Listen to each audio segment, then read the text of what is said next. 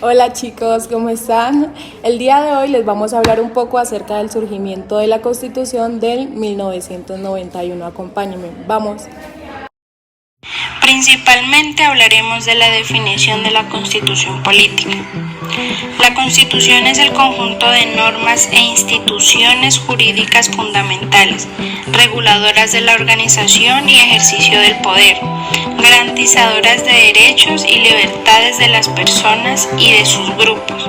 También se dice que es el conjunto de normas dentro de las cuales se circunscribe el campo de acción de la autoridad, haciendo ilegítima su actividad fuera de tales límites.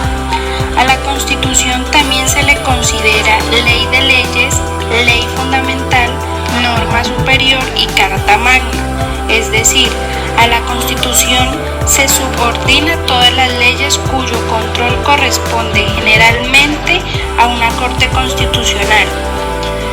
También se le considera norma superior o norma de normas, porque rigen a una sociedad y un gobierno en un territorio determinado. Asimismo, la Constitución expresa el ordenamiento jurídico de un Estado. ¿Y por qué es un ordenamiento jurídico? Es un ordenamiento jurídico porque es de los derechos y deberes de todos estos elementos que integran la sociedad y político, porque es un orden al bien común de la sociedad política. También se dice que en el ordenamiento jurídico es parte fundamental que integra un Estado moderno. El Estado nazi se estructura gracias a una Constitución, cuya existencia no garantiza su materialización. La Constitución es la fuente de un conjunto inagotable de normas centradas en valores sin las cuales no se puede hablar de que existe un Estado constitucional propiamente dicho. Bueno, durante el siglo XIX, cada una de las tantas guerras civiles colombianas terminaba con la creación de una nueva constitución, que concretaba las propuestas y los ideales del bando ganador y sometía políticamente al rival. Por ejemplo, en la de 1863 se impuso el federalismo, se cambió el nombre del país, pero con el triunfo conservador en la guerra 1884 a 1885 conllevó la promulgación de la Constitución. Constitución del 1986, que duró casi 105 años estableciendo un sistema centralista con régimen presidencialista y educación dirigida por la Iglesia Católica. ¿Y cómo hizo para durar tanto? ¿Por qué durante todo ese tiempo sufrió 70 reformas? Las principales fueron educación laica o libertad de enseñanza. El Estado puede intervenir en la actividad económica, derecho a la huelga, libertad de cultos, se otorgó la ciudadanía a la mujer, el voto femenino, la implementación del Frente Nacional mediante el plebiscito y la elección popular de alcaldes y gobernantes. Daba la impresión de que la del 86 envejecía con estilo, pero evidenció desgastes con el uso excesivo del estado de sitio, especialmente a partir de 1951. El presidente podría legislar unilateralmente relajado. El narcotráfico entró con pasos de gigante a casi todos los aspectos de la vida del país. Hacia finales de los 70, principios de los 80, corrupción, inseguridad, violencia, varias guerrillas a lo largo del país y un mundo muy distinto en lo económico, social y cultural. De 1886 resultaban en el hecho. Cada vez más personas notaban que la Constitución centenaria no podría afrontar semejantes retos. Los jóvenes deseaban una Colombia mejor, pero cada símbolo de cambio fue asesinado uno tras otro. 3 candidatos presidenciales para las elecciones de 1990 perdieron la vida violentamente. Bernardo Jaramillo, Luis Carlos Galán y Carlos Pizarro. Hubo varios intentos por cambiar la Constitución desde arriba, varios presidentes lo intentaron. López lo propuso a través de Acto Legislativo 02 del 77, que pretendía implementar la descentralización para que las regiones tuvieran un mayor poder de decisión en sus territorios, crear la Corte Constitucional.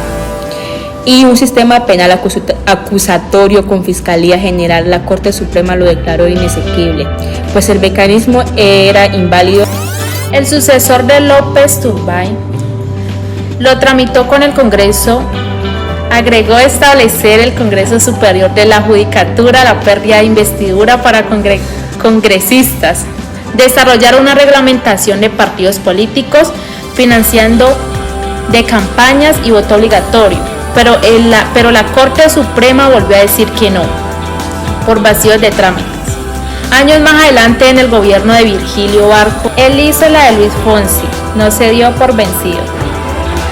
Tenía un plan plebiscito para derribar la norma que prohibía la reforma popular de la Constitución y no se pudo por la fuerte oposición del conservatismo.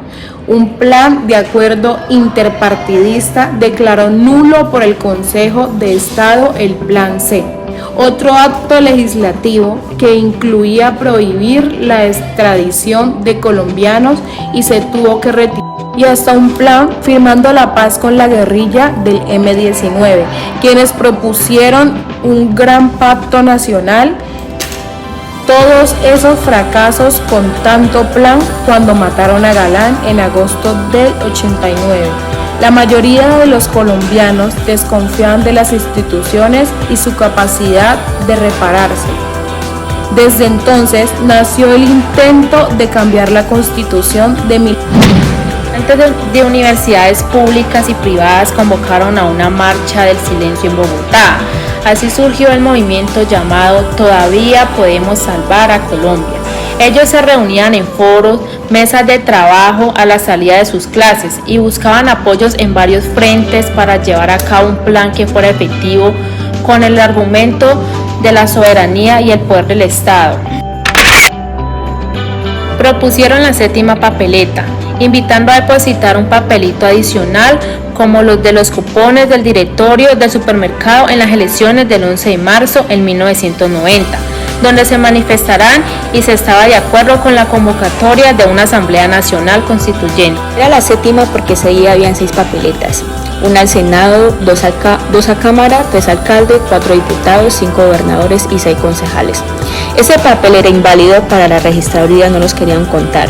El presidente del Barco lo declaró estado de sitio y ordenó el conteo de 5.236.863 colombianos.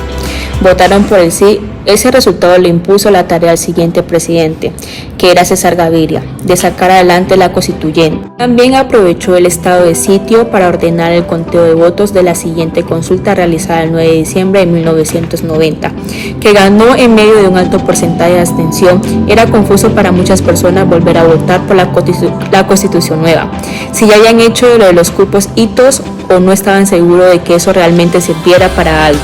También se eligieron los 70 representantes a la Asamblea Nacional Constituyente.